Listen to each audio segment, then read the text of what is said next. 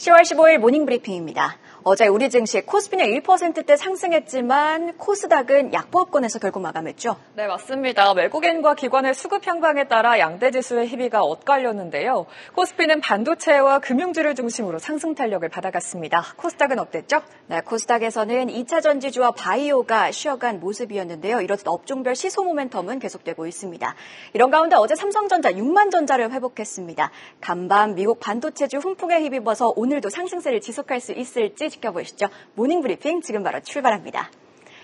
삼성전자가 반등하니 코스피 오랜만에 웃습니다. 2600선을 내준 지 사흘 만에 어제 안착에 성공했는데요.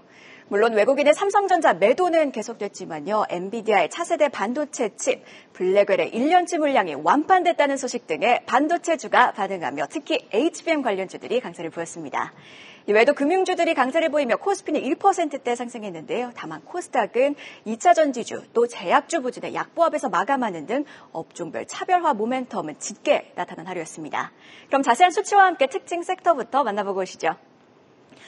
네, 코스피가 반도체와 금융주 강세에 힘입어 1% 상승하며 다시 2620대를 회복했습니다.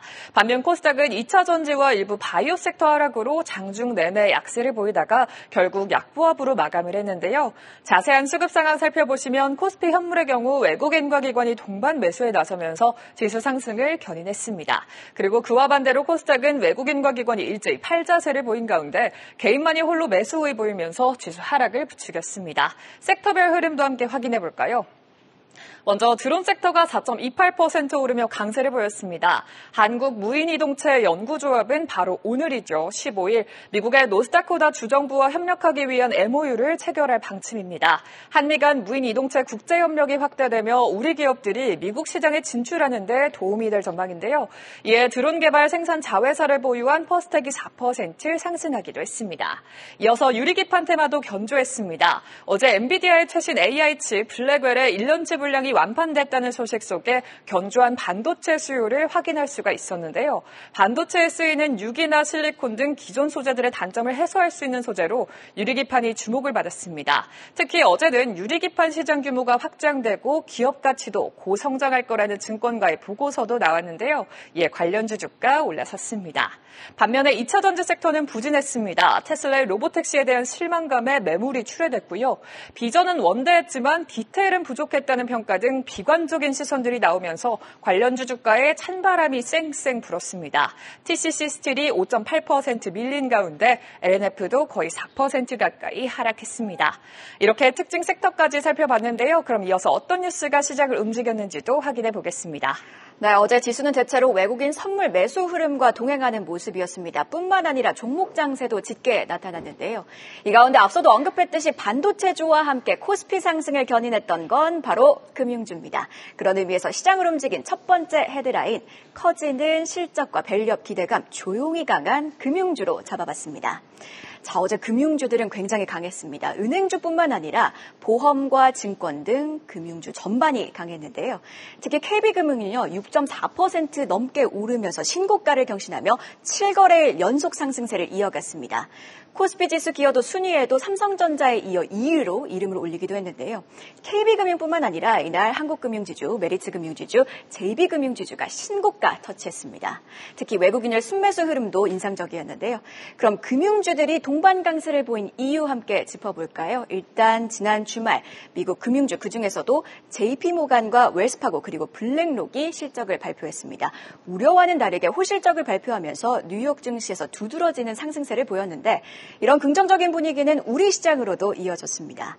이외에도 언론 보도에 따르면요, 한국거래소는 밸류업 지수를 기반으로 한 ETF 12개를 다음 달 4일 일제히 상장할 예정입니다.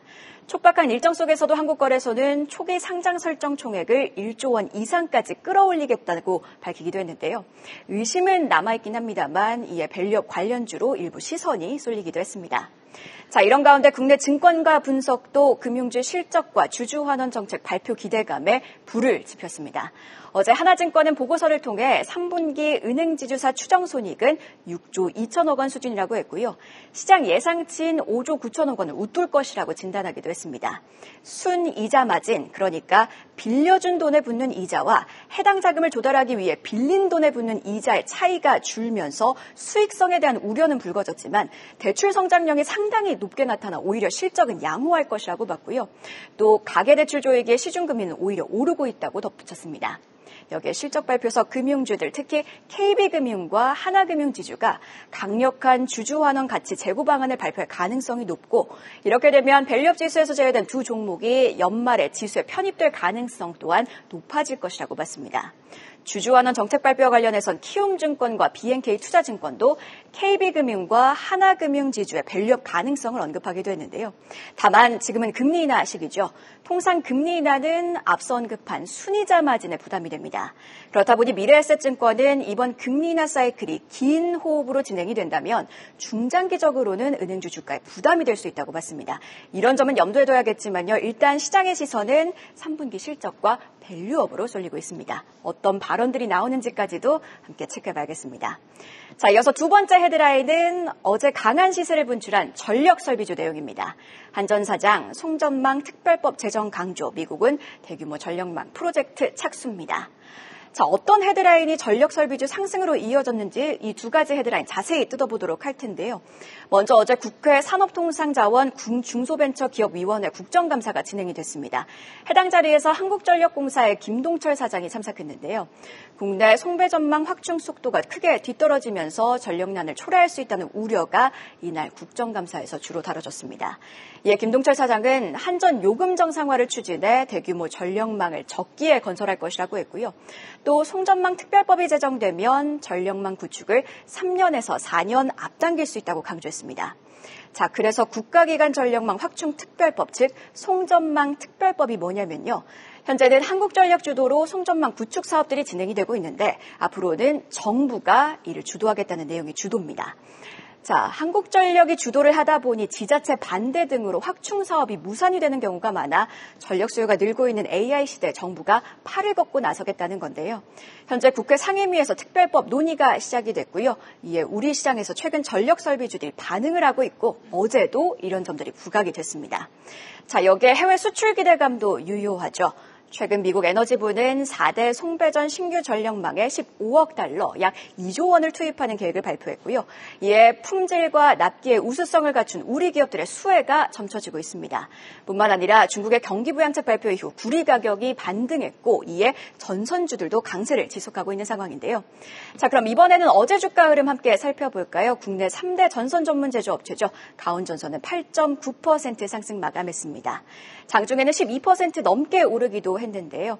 뿐만 아니라 LS 일렉트릭은 6.9% 올랐는데 앞서 언급한 요인들에 더해 2027년까지 수주 물량을 확보했다는 소식도 함께 부각이 됐습니다. 효성중공업은 장 후반까지도 상승세를 비교적 잘 유지하며 6% 넘는 상승 곡선을 그렸고요. 최근 싱가포르 전력청과 대규모 수주 계약을 체결한 대한전선은 4.7% 상승했습니다. 자, 전력설비주 상반기 주도주였지만 하반기 들어 밸류에이션 부담의 약세를 보여왔습니다. 하지만 앞서 짚어본 요소들에 더해 AI 투자 둔화 우려가 불식이 되며 반등 조짐들이 포착이 되고 있는데요. 전력설비주 다시 주도주로 부상할 수 있을지 함께 지켜보시죠. 자, 그럼 오늘 장도 꼼꼼히 준비해봐야겠죠. 어제 장 마감 이후에 나온 공시와 함께 오늘의 주요 일정도 체크해볼까요?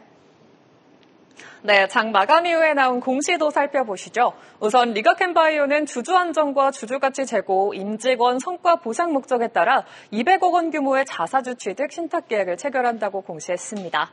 최근 사상 최고가를 써내리고 있는 리가캠바이오가 오늘도 강세를 이어갈 수 있을지 주시해보시죠.